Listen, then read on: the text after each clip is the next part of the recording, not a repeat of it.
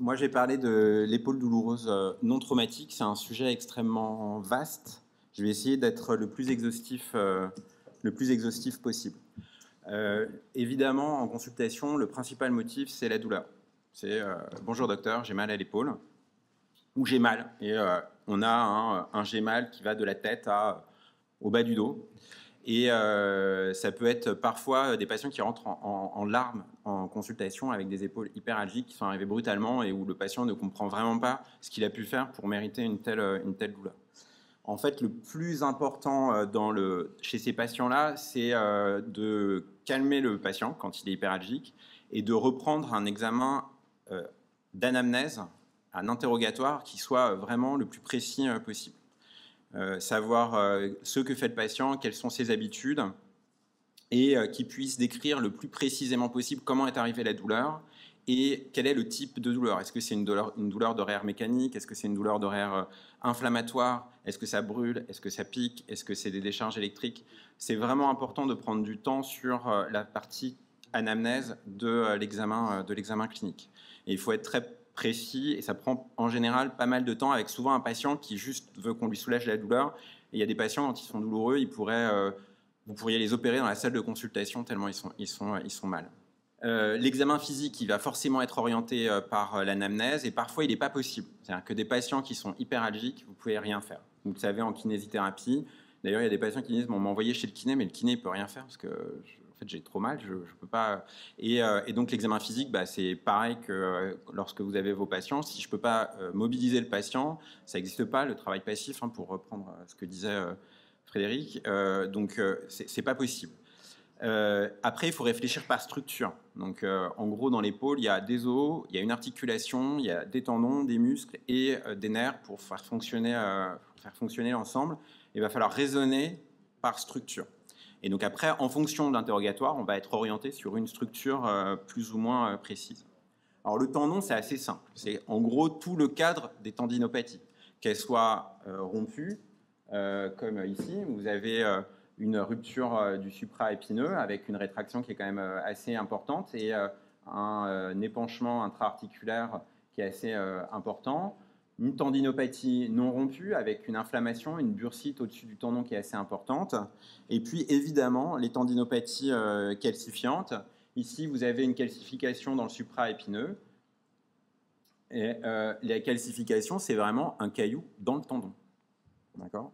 Alors, il peut être plus ou moins pâteux, plus ou moins solide, mais c'est du calcium qui est dans le tendon, parfois dans la bourse sous-acromiale. Et les patients qui ont une épaule aiguë hyperalgique, c'est souvent des tendinopathies calcifiantes. C'est des patients qu'il ne faut pas du tout opérer parce que la phase hyperalgique, ça correspond en général à la phase de résorption. Donc là, c'est une vidéo d'une patiente, comme vous pouvez le voir, qui a priori a été opérée. Mais en fait, des tendinopathies calcifiantes, ça ne s'opère quasiment jamais. C'est la plupart du temps spontanément résolutif. Et ça correspond à la phase de douleur à l'épaule que présente le patient. On peut traiter après médicalement ces patients pour la phase douloureuse. On peut essayer de l'enlever sous radio et c'est très rarement chirurgical. Pour l'articulation, faut raisonner dans l'articulation. Donc il y a le cartilage, la capsule, la synoviale. Et donc on va avoir toutes les pathologies qui vont intéresser ces structures anatomiques. La première, probablement la capsulite rétractile, qui est la plus piégeuse, qui sont des patients qui sont très douloureux. Alors, la douleur, en général, est arrivée de manière assez nette, mais c'est installé de manière progressive, et c'est concomitant d'une perte progressive de mobilité. Et la perte de mobilité, elle va intéresser essentiellement la rotation, et notamment la rotation externe. Le diagnostic de capsulite, ici, c'est un exemple de capsulite, avec une inflammation de la capsule inférieure qui n'est plus vraiment individualisable, qui est épaissie, un épanchement intra-articulaire, mais le diagnostic de capsulite, c'est de l'interrogatoire et juste la vérification d'une perte de mobilité passive en rotation externe. Donc c'est un patient qui, en gros, il ne lui a rien arrivé de particulier, la capsulite rétractile, qui vient en consultation parce qu'il a mal à l'épaule, ça c'est son motif de consultation principal, et puis en fait on lui demande mais vous arrivez à bouger? Non, moins bien, pas très bien. Vous l'examinez, vous regardez les rotations, et d'un côté c'est complètement bloqué. D'accord ? Et ça fait le diagnostic de capsulite rétractile. On va en général faire une IRM, mais ce n'est pas ça qui confirme le diagnostic. C'est pour vérifier qu'il n'y a pas des choses associées à la capsulite rétractile. Les corps étrangers intra-articulaires, il faut aussi y penser, notamment chez les patients jeunes, parce que ça, c'est assez piégeux. dans les douleurs de l'épaule. Là, je vous ai mis, on a une radio que Jean-David vient juste de me donner. Parce que j'en avais pas des comme ça, avec des corps étrangers intra-articulaires qui sont visibles sur des radiographies standards. Mais les corps étrangers intra-articulaires, c'est la plupart du temps des ostéochondromes, c'est du cartilage, et au départ, c'est pas visible sur une radiographie standard. Donc c'est des patients qui viennent pour des douleurs. Parfois, ils vous disent j'ai comme du sable ou comme s'il y avait quelque chose dans mon articulation. Et c'est des patients qui va falloir pousser un peu l'investigation et notamment faire des examens injectés comme un arthroscanner ou une arthro-IRM pour aller voir, enfin surtout un arthroscanner d'ailleurs, pour aller voir les corps étrangers. D'accord ? Et ce qu'on voit quand on les enlève en arthroscopie, c'est ça, des perles. D'accord ? C'est rarement chirurgical en réalité. C'est-à-dire qu'il n'y a aucune corrélation entre avoir des ostéochondromes et avoir de l'arthrose, par exemple. Donc si j'ai des corps étrangers intra-articulaires de ce type-là et que je vais très bien, ça ne sert à rien d'aller les enlever. On ne va enlever que si ça gêne. Et puis évidemment, l'arthrose de l'épaule, mais il y a un contexte en général et c'est visible sur des radiographies standards. Les muscles. Alors les muscles, il y a peu de pathologies, mais il faut savoir parfois y penser. Alors, en réalité, souvent, l'examen clinique est assez pauvre. Il y a une perte de force en général, des douleurs assez intenses, et c'est quand même souvent des patients chez qui le diagnostic va être fait par l'examen complémentaire. On n'a pas vraiment d'orientation à l'examen clinique. Et ici, je vous ai mis l'histoire d'un bagagiste de Roissy qui vient pour une perte de force et des douleurs et qui a une myosite hémorragique du supraépineux. C'est extrêmement impressionnant en IRM. Ça évolue favorablement. Ça se résorbe en quelques mois et les patients retrouvent une mobilité, une épaule normale.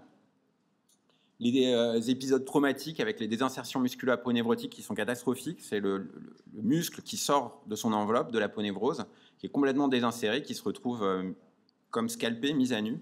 Ça donne des édèmes musculaires très importants et ça, c'est assez complexe après parce que c'est des patients qui sont très douloureux et une fois que c'est récupéré, une fois que la partie douloureuse est passée, souvent, c'est des patients qui ont des pertes de fonction parce que le muscle, en fait, une fois qu'il qu'il n'y a plus d'aponévrose, il est plus fonctionnel, il disparaît et c'est des patients qui vont avoir la plupart du temps des séquelles. Dans les épaules neurologiques qui vont donner des syndromes douloureux, il y a évidemment le syndrome de Parsonage-Turner à l'épaule, d'accord, qui est une pathologie qui est un peu mystérieuse, c'est-à-dire que c'est une atteinte du nerf inflammatoire. La plupart du temps, on a des hypothèses diagnostiques de pourquoi il est atteint de manière inflammatoire, mais c'est souvent idiopathique. Alors, il y a probablement une origine virale dans l'histoire. J'ai l'impression d'en avoir par exemple plus vu pendant la période du Covid, mais je ne sais pas si c'est parce que c'est un hasard ou si c'est en rapport avec le Covid. Le diagnostic il va se faire par l'EMG et l'IRM, avec un édème musculaire de désinnervation important et un tracé neurogène à l'électromyogramme. Le syndrome de Parsonage-Turner, c'est assez caractéristique, c'est vraiment un tonnerre dans un ciel serein, quoi. C'est-à-dire que le patient il est en train de regarder la télé et brutalement il a une douleur extrêmement importante, en général à la partie postérieure de l'épaule, qui va durer quelques jours, 48, 72 heures, parfois un petit peu plus, et puis qui va céder. Et on va avoir après un patient qui vient pour une perte de force. Donc en général, il a pris rendez-vous parce qu'il avait hyper mal. Quand il arrive à la consultation, il n'a pas forcément de douleur. Il dit j'ai eu hyper mal et puis c'est passé, mais par contre maintenant je ne peux plus vraiment lever mon bras. Et quand on va faire l'examen clinique, on va trouver une perte de force avec un territoire neurologique assez clair. Donc ça peut correspondre au nerf suprascapulaire, au nerf axillaire, parfois ça peut être pluritronculaire. Et là, il faut, pareil, bien y penser pour aller demander notamment l'électromyogramme qui va être vraiment l'examen qui permet le diagnostic. Les névralgies cervico-brachiales, ici une hernie qui vient comprimer une racine dans son passage foraminal. Ça, c'est pareil, quand on a une épaule douloureuse, il faut toujours aller regarder le rachis cervical, c'est vraiment une obligation. On ne peut pas dire à un patient qui a une épaule douloureuse, pas penser au rachis, il faut vraiment y passer du temps. C'est souvent un échange de patients avec les rhumatologues ou les chirurgiens du rachis après. C'est des douleurs qui n'ont rien à voir avec des douleurs d'épaule en réalité, c'est des douleurs qui sont traçantes et qui vont atteindre la distalité, c'est-à-dire les doigts. Les douleurs d'épaule, ça ne donne pas de douleur dans les doigts.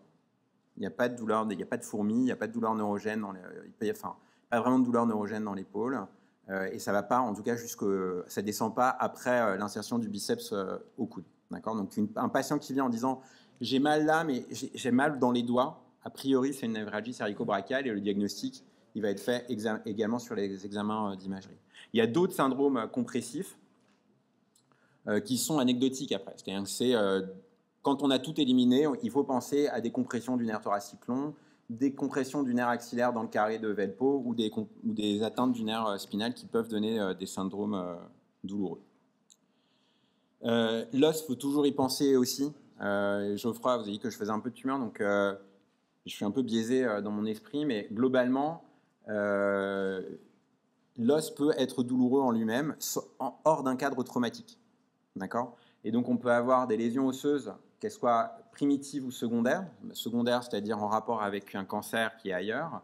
Primitives, quand le cancer, c'est un cancer des os. Également, l'ostéonécrose aseptique de la tête tumérale, qui est plus rare qu'à la hanche, mais qui peut arriver, et hors d'un cadre traumatique, c'est-à-dire pas secondaire à une fracture céphalotubérositaire avec une nécrose post-traumatique. Notamment y penser chez les patients qui ont eu des traitements un peu lourds, comme de la chimiothérapie ou des corticoïdes de prolongés, qui peuvent avoir des ostéonécroses de la tête humérale. Et c'est pareil, ça ne se voit pas comme ça, donc souvent, chez ces patients-là, il faut un peu pousser les examens complémentaires. Les examens complémentaires, globalement, il y en a plein, et il ne faut pas aller à la pêche. C'est-à-dire que ce n'est pas la multiplication des examens complémentaires au hasard qui fait le diagnostic, qui sont forcément orientés par l'examen clinique. Le seul qui est obligatoire sont les radiographies standards. Un patient qui a mal à une articulation, il faut qu'il ait des radiographies standards, justement pour éviter de passer à côté des lésions tumorales, parce qu'une des errances diagnostiques des lésions osseuses tumorales, c'est d'étiqueter le patient tendinite. Puis comme ça ne passe pas, on dit bah, quand même, et on fait une IRM. Et en fait, c'est l'IRM qui va faire le diagnostic, mais 3-4 mois plus tard. D'accord ? Donc la radiographie, dans les douleurs des membres, elle est obligatoire. En dehors de ça, les autres examens, c'est à la demande en fonction de l'orientation clinique. Ici, c'est une jeune patiente de 16 ans qui avait hyper mal à l'épaule et on n'a jamais vraiment su ce qu'elle avait, mais donc elle a vu son médecin traitant, un kiné, ça passait pas. Elle a fini par voir un médecin qui a fait des radiographies standards, un autre médecin qui a fait des radiographies standards, on n'a rien fait, enfin, il n'y avait rien dessus. Et puis finalement, on l'a vu en consultation et je lui ai fait faire une IRM qui retrouvait, vous voyez, une lésion de la glène très très inflammatoire, très blanche, et en scanner, une toute petite lésion corticale. On l'a biopsiée et on n'a jamais eu le diagnostic, et ça s'est résorbé tout seul, d'accord. Et ici, également une pathologie synoviale avec une inflammation de la partie inférieure de la capsule, un épanchement intra-articulaire, et c'est un patient, pareil, il a une pathologie synoviale, on ne sait pas trop ce que c'est. Donc il y a aussi des douleurs d'épaule pour lesquelles il y a une errance diagnostique, on voit bien et on les surveille. Là, ça s'est spontanément résorbé, là, lui, il est en cours de surveillance, et on ne va pas forcément intervenir non plus chirurgicalement, parce que je ne sais pas quoi faire. Ça, je ne peux pas y aller, je ne saurais même pas quoi faire. Et ça, c'est pareil, rentrer dans l'épaule pour, je ne sais pas très bien quoi faire. Il vaut mieux surveiller le patient, il n'y a pas de critères de gravité, et on surveille comme ça les patients qui peuvent avoir des syndromes douloureux de l'épaule.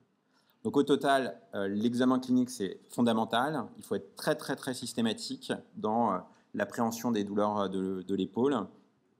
Et on part d'une hypothèse et on va avancer sur les examens complémentaires avec. Voilà. Merci.